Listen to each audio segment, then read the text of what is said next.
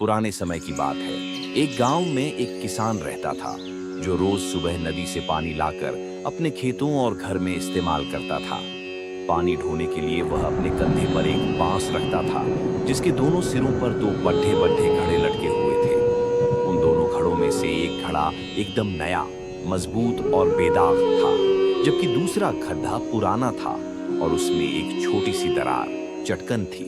जब भी किसान नदी से पानी भरकर लाता तो नया गड्ढा घर पहुंचते पहुंचते लगभग पूरा भरा रहता था, लेकिन फूटे घड़े की दरार से रास्ते भर पानी टपकता रहता था और घर पहुंचने तक वह आधा ही रह जाता था।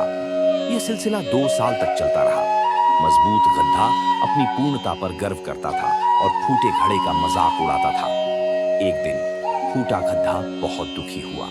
उसने किसान से कहा, मालिक, मैं आपसे बहुत शर्मिंदा हूँ। मेरी दरार की वजह से आपकी मेहनत बर्बाद होती है। मैं पूरा पानी नहीं ला पाता।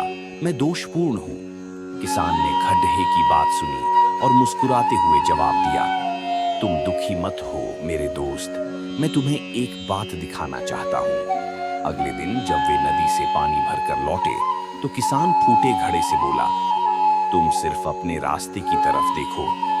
फूटे घड़े ने ध्यान से देखा तो पाया कि उसके रास्ते वाली जमीन पर बहुत सुंदर और रंग बिरंगे फूल खिले हुए थे, जबकि दूसरे मजबूत घड़े के रास्ते वाली जमीन सूखी और बंजर थी। किसान ने समझाया, मुझे तुम्हारी दरार के बारे में शुरू से पता था। मैंने जानबूझकर तुम्हारे रास्ते में फूलों के बीज बो दिए थे और हर रोज जब हम चलते थे, तुम्हारी कमजोरी, वह टपकता हुआ पानी, ही उन फूलों को सींचती थी। आज तुम्हारी वजह से ही मेरा घर इन सुंदर फूलों से सज पाता है और मैं अपने भगवान को ये ताजे फूल चढ़ा पाता हूँ। ये सुनकर फूटे घड़े की आंखें भर आईं। उसे एहसास हुआ कि उसकी कमी भी किसी बढ़िया काम आ सकती है। सीख, मॉरल ऑफ द स्टोरी, हर इंसान में कोई ना कोई कमी या खामी जरूर होती है। जरूरी ये नहीं कि हम कितने सही हैं, बल्कि यह है कि हम अपनी खामियों या कमजोरियों का इस्तेमाल किस तरह दूसरों के जीवन में खुशी और सुंदरता लाने के लिए कर सकते हैं।